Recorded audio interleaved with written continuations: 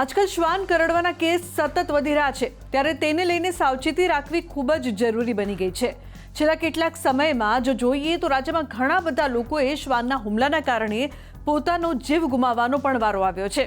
તો શું આપને એ ખબર છે કે શ્વાન કરડ્યા બાદ રેબિસથી બચવા શું કરવું જોઈએ અને ડોક્ટર્સ શું આપે છે સલાહ?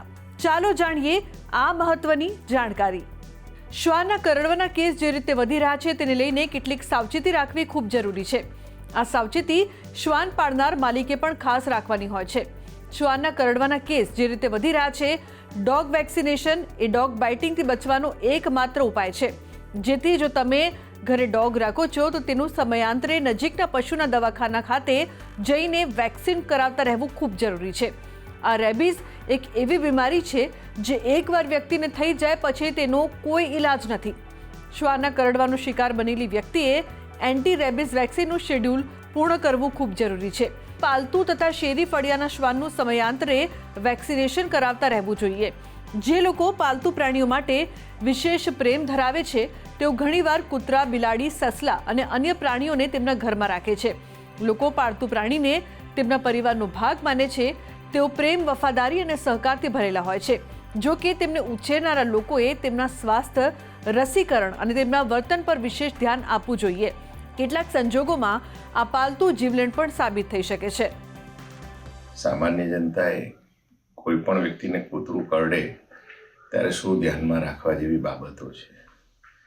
ક્યારેય પણ કૂતરું કરડે તો એક વસ્તુની ખાસ ધ્યાન રાખવું જોઈએ કે એ કૂતરું કોઈનું પાળેલું છે કે શેરીનું કૂતરું છે.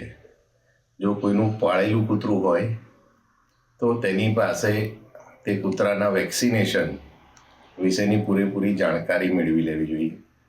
પાળેલા કૂતરાનું વેક્સિનેશન નિયમિત કરવામાં આવતું હોય છે તે છે કે નહીં તેની જાણકારી મેળવી લો.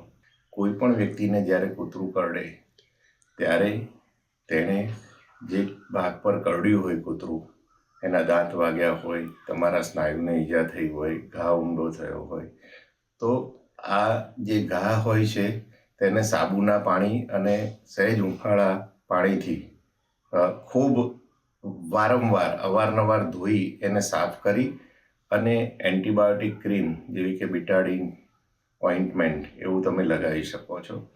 અને તાત્કાલિક તમારા ફેમિલી ડૉક્ટર પાસે જઈ તેની યોગ્ય સારવાર કરાવવી જોઈએ. કરડેલા કૂતરા માટે માણસે શું આગળ વેક્સિનેશન કેવી રીતે કરાવવું?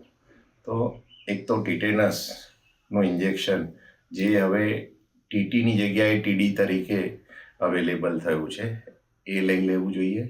સાથે જે વેક્સિન છે કૂતરા કરડ્યા પછીની જે લેવાની છે એન્ટી રેબિસ વેક્સિન, એનો 5 ઇન્જેક્શનનો કોર્સ આવે છે, એ પણ પૂરો કરવો જોઈએ.